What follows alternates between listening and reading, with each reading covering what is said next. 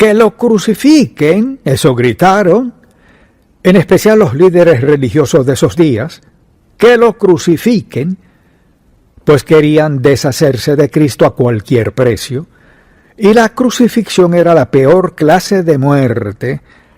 De hecho, fue herencia de los bárbaros siglos atrás, luego los persas, luego los griegos, luego los romanos, quienes la perfeccionaron para que la persona sufriera durante más tiempo sin morir, y pues decir sobre Cristo, el perfecto Hijo de Dios, que lo crucifiquen, sería la peor clase de proclamación que podrían gritarle. ¿Por qué hacían eso? Querían deshacerse de él. La gente aún quiere hacerlo.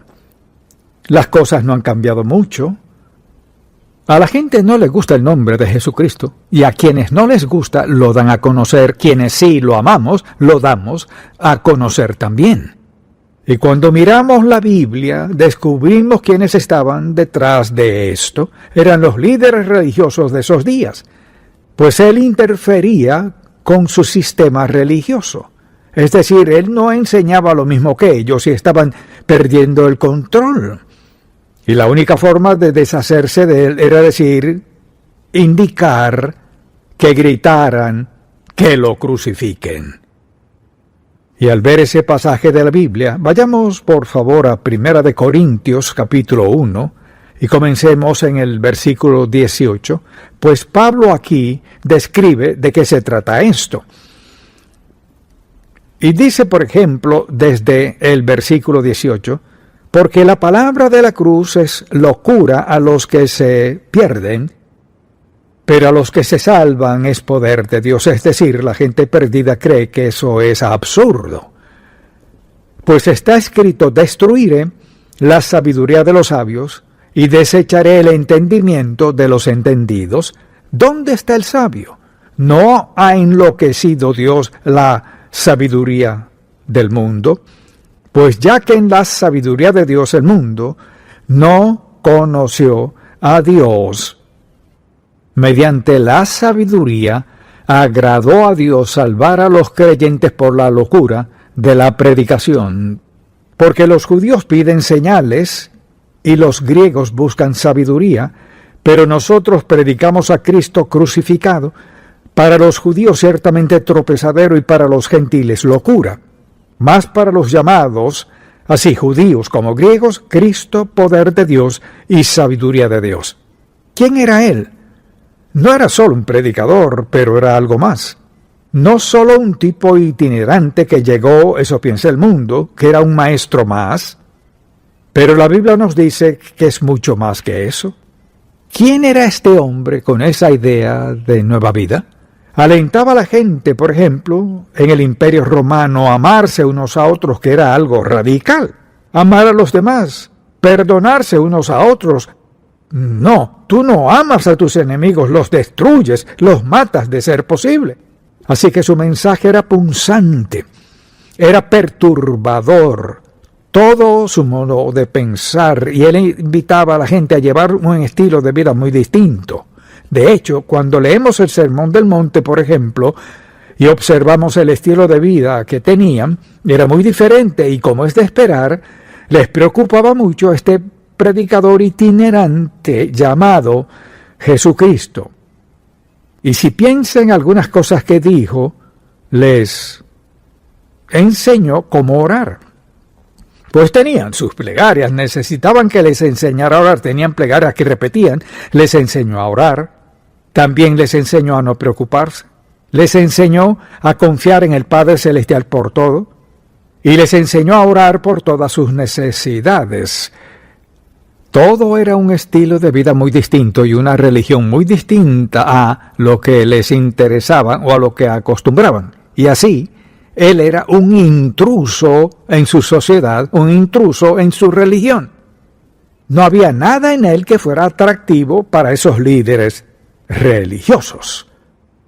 Y cuando comenzó a hablar sobre sanar enfermos, y cuando lo vieron, por ejemplo, a hacerlo y dar vista a un ciego como Bartimeo, Y al hablar de resucitar muertos, hasta ahí no más. No puedes resucitar a nadie. Si te mueres, te mueres.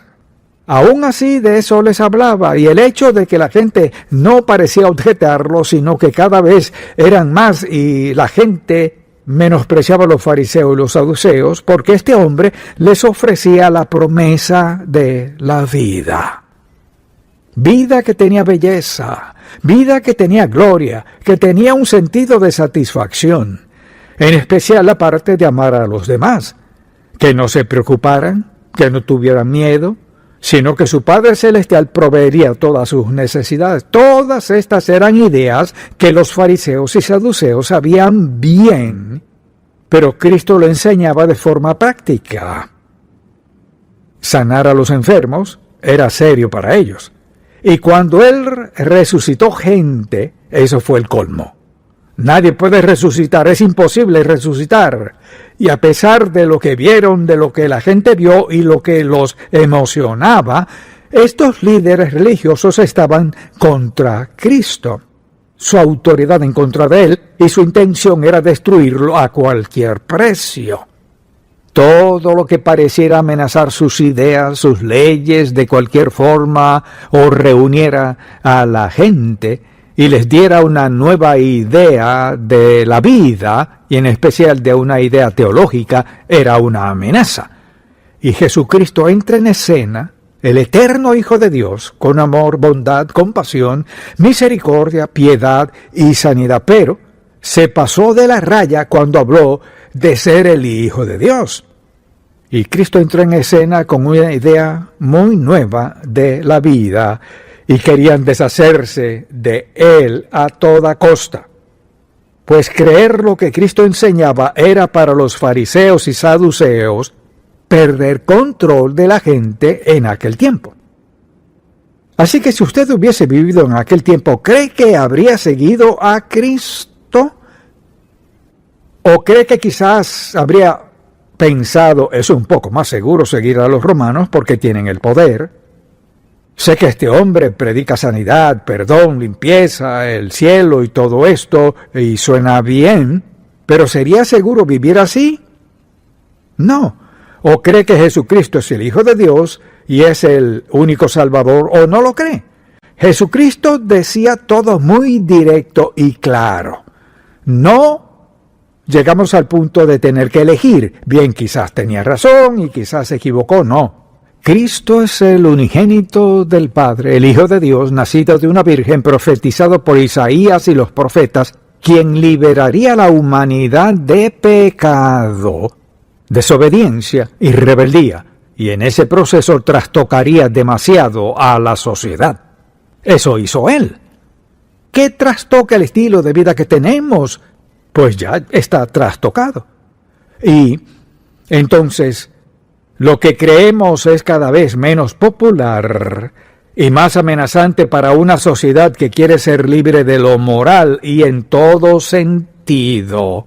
Haz lo que quieras y cuando quieras. No tienes que preguntarle a nadie. Claro que no quieres que alguien que vaya a la iglesia que te diga cómo vivir. Y debemos tomar una decisión. ¿Seré fiel a Jesucristo, el Hijo de Dios? ¿Creeré en lo que enseñó o seguiré al mundo? Si usted piensa, no tengo que tomar esa decisión, sí, ya tiene que hacerla. Ya la tomo todos los días.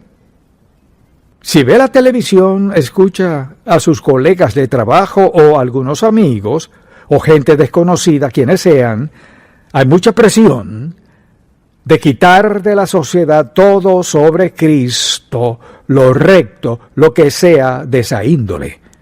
Y pues al ver la vida de Jesús, lo que en verdad pasó en la cruz, debería ser que estemos mucho más decididos a llevar una vida consagrada. Jesucristo era el unigénito Hijo de Dios, profetizado por los profetas que vendría como Salvador.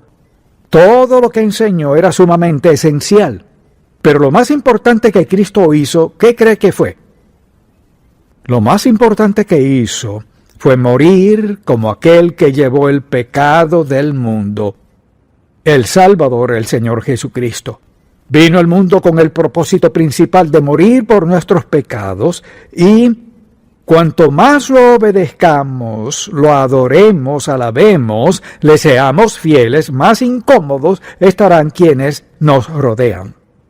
Porque el mundo se inclina a hacer lo que quieren hacer, como quieren hacerlo, y no les gusta que nadie les diga qué hacer. Y así, al hablar de la muerte de Jesucristo, si no captamos ese punto, no entendemos nada. No solo murió como un predicador o un sanador o como alguien con nuevas ideas, su muerte fue sustitutiva. Esa palabra es la esencia de todo lo que creemos sobre la muerte expiatoria de Cristo. O sea, sustituir algo es que algo toma su lugar. Y cuando Cristo vino, murió como sustituto de todos para que no muramos en nuestro pecado. Esa es la esencia y el núcleo del mensaje del Evangelio, que Jesucristo, el perfecto Hijo de Dios, vino al mundo con el propósito principal de dar su vida, pues su vida era divina, la única que podía ser sustituta. No podíamos ser nosotros, era sustituta. ¿Por qué? Porque nació de una virgen, era Dios hecho carne, era el Hijo de Dios, y por ejemplo cuando fue bautizado, fue anunciado como Hijo de Dios. En el monte de la transfiguración fue anunciado frente a quienes estaban con él como el Hijo de Dios. El hecho de que era el Hijo de Dios que vino a ser sustituto de nuestro pecado lo hacía distinto a todos los demás. Cristo era el perfecto Hijo de Dios, el único sustituto necesario para cargar con el pecado no de algunos, sino el de todo el mundo. Piensa en esto. Debía ser diferente para que Dios dijera: pondré el pecado de la humanidad sobre él, crucificado como pago del pecado del mundo. Ese es Cristo. De eso se trata todo. Sobre la muerte de Cristo, quien tomó nuestra deuda de pecado sobre sí y que fuéramos aceptados por Dios.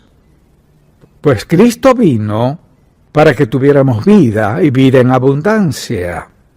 Y si quiere ir al cielo, solo hay un camino. Y el mundo odia eso.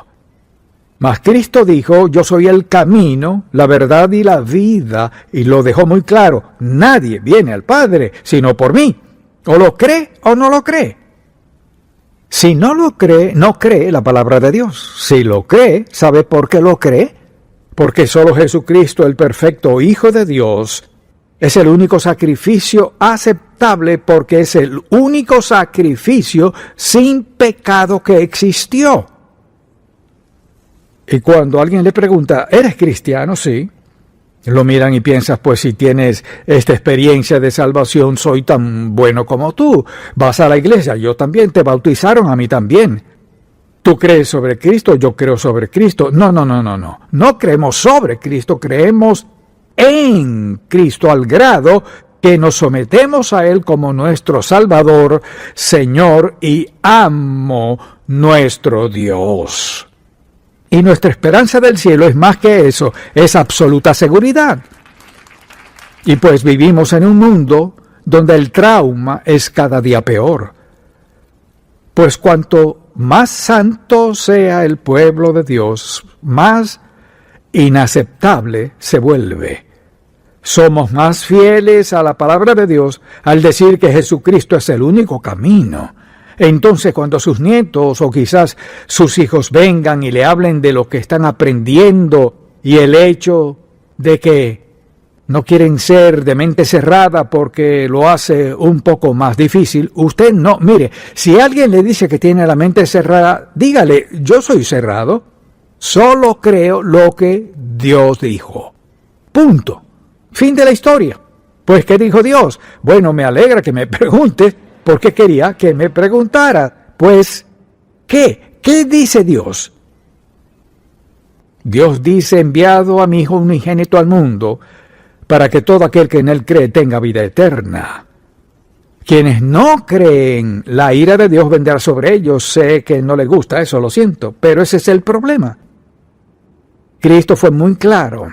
Yo soy el camino y la verdad y la vida. Nadie viene al Padre sino por mí. ¿O Jesucristo era un mentiroso o es el Hijo de Dios delante del cual un día estaremos?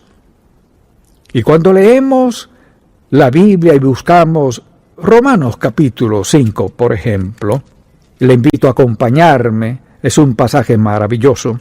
Veamos el capítulo 5. La Biblia dice en el versículo 6, porque Cristo, escuche esto, eso dijo Pablo, porque Cristo, cuando aún éramos débiles, a su tiempo, el tiempo de Dios, murió por los impíos. Ciertamente apenas morirá alguno por un justo, con todo pudiera ser que alguno osara morir por el bueno.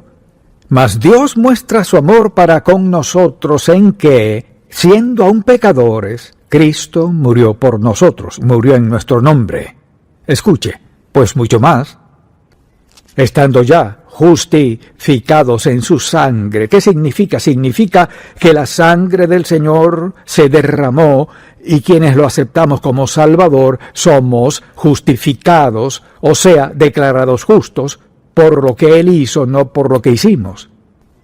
Por Él seremos salvos de la ira, porque si siendo enemigos fuimos reconciliados con Dios por la muerte de su Hijo, mucho más estando reconciliados seremos salvos por su vida. Si ven este pasaje, es sobre Él, salvos por su vida, creer y confiar en Él. De eso se trata. Y luego vamos a un pasaje en Hechos, capítulo 4, cuando Pedro defendía el Evangelio, predicó este gran sermón, y luego él y Juan fueron arrestados y llamados ante el Sanedrín y los líderes judíos de entonces. Esto dijo,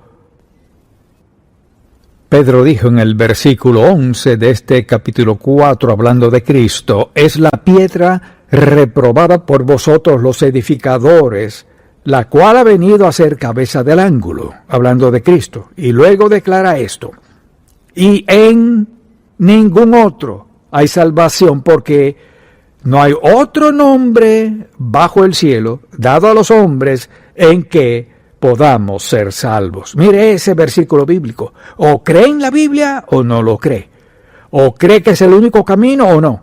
Escuche qué dijo. En ningún otro hay salvación. Aquí podemos parar. Usted cree en la Biblia, en ningún otro hay salvación. No hay otro nombre. No, nada más, nadie más, bajo el cielo, dado a los hombres en que podamos ser salvos. Lo que usted cree es fundamental en su relación con Dios. Y no es, escuche, no es cuestión de ser considerado con otras personas, no es cuestión de ser cerrado, no es cuestión de ser desalmado, falto de amor, desinteresado y crítico, de eso no se trata. Es sobre sí, creo lo que dijo Dios. Y al leer estos versículos, donde Pedro y Juan defendían el Evangelio, escuche lo que dijo. Y esto fue ante el Sanedrín y toda la gente que se preparaba para seguirlo. En ningún otro hay salvación, porque no hay otro nombre bajo el cielo dado a los hombres en que podamos ser salvos. No hay otro nombre. Ahora, le dirán a usted, ¿eso es ser cerrado de mente? Sí, es correcto.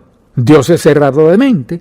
Es tan cerrado que envió a una persona, un hombre, nacido de una virgen, el Hijo de Dios, quien estaba con el Padre antes de la creación. Envió a un hombre llamado Jesús, y no hay nadie más, no hay otro nombre bajo el cielo dado a los hombres en que podamos ser salvos. ¿O lo cree o no lo cree?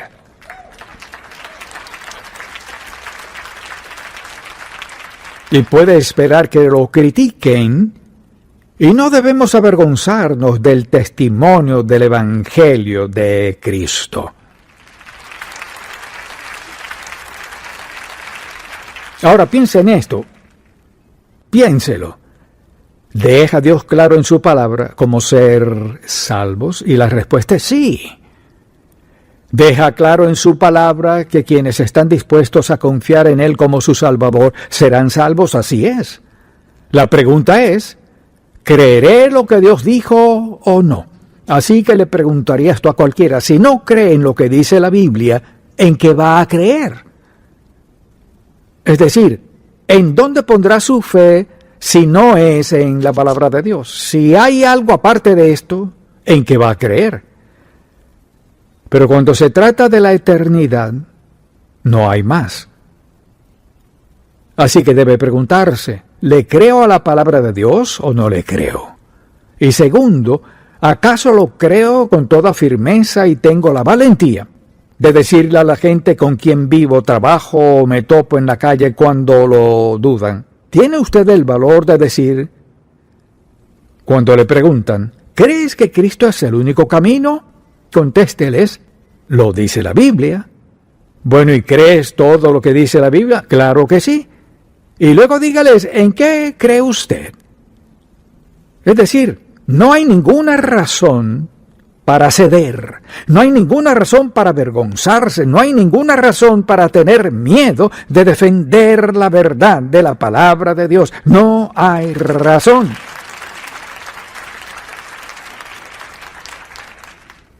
Cristo dijo, porque de tal manera amó Dios al mundo, que ha dado a su Hijo unigénito hablando de sí mismo, para que todo aquel que en Él crea, o sea, que cree que Él es el Hijo de Dios, cree que su muerte en la cruz expió el pecado, cree que al entregar su vida a Él perdonará sus pecados, lo anotará en el libro de la vida y que un día lo llevará al cielo. Es algo ya establecido por Dios al aceptar a su Hijo como su Salvador. Amén. Lo podemos gritar hasta que Él venga con plena confianza de que Él es el camino, la verdad y la vida. Y le digo hoy que si aún no lo ha aceptado como su Salvador, este es el momento perfecto. ¿Ha escuchado el mensaje sencillo del Evangelio? ¿Alguna vez le ha dicho esto a Dios Padre? He pecado contra ti. Sé que así es, no soy digno de ser salvo, pero hoy te pido que perdones mi pecado, no con base en mi conducta renovada, no con base en lo que voy a hacer, no con base en estas cosas, te pido que me perdones mi pecado con base en que he aceptado que Jesucristo, el Hijo de Dios, tu Hijo, fue a la cruz, dio su sangre por mis pecados y confío que me perdones mis pecados con base en la sangre derramada por Cristo, pues dices, y todo aquel que invocara el nombre del Señor será salvo. Esa es la base. ¿Será salvo? Claro. Si sigue cualquier otro camino y basa su expiación, su salvación en cualquier otra razón, no en lo que Cristo hizo en la cruz, es inaceptable. Dios sabe que está bien, sabe que está mal y que es verdad. Y sabe cómo ser santos de nosotros pecadores. Nunca seremos perfectos. En ninguna parte de la Biblia dice que debe ser perfecto para ser salvo. Vea a los personajes bíblicos, hasta los discípulos. Pedro nunca fue perfecto. No, ninguno afirmó ser perfecto. Afirmaron ser ejemplos de la gracia, misericordia y amor de Dios. Piensa en esto. Tenemos el más grande mensaje que el mundo escuchará. Que tenemos un Padre en el cielo, que amó tanto a los pecadores que envió a su Hijo unigénito al mundo, a la peor muerte que una persona puede tener. Derramó su sangre, fue aceptado por el Padre y expió nuestros pecados, nos anotó en el libro de la vida y nos dio el cielo por hogar. Así es Dios. No podemos jactarnos, todos estamos en el mismo nivel en lo que respecta a ser cristianos, seguidores del Señor Jesús. Pero todos los que vamos al cielo, vamos por la gracia de Dios, por la sangre de Jesucristo. Yo soy el camino y la verdad y la vida. Nadie viene al Padre sino por mí. Amén. Y Padre, pedimos que cada persona que escuche este mensaje pueda entender que no es para juzgarle, que no es porque seamos mejores que los demás, que es solo por decir la verdad, del amor del Padre, que ama a los pecadores y perdonas a quienes aceptan a tu Hijo como el camino, el único de la vida. Gracias por amarnos, gracias por perdonarnos y gracias porque un día estaremos ante ti sabiendo que fue no por nuestras acciones, sino tu acción en un momento en la cruz, cuando tu Hijo Jesucristo pagó nuestra deuda en total. Te adoraremos por siempre por eso. En el nombre de Jesús. Amén. Si este programa ha sido de bendición para usted, por favor, visite encontacto.org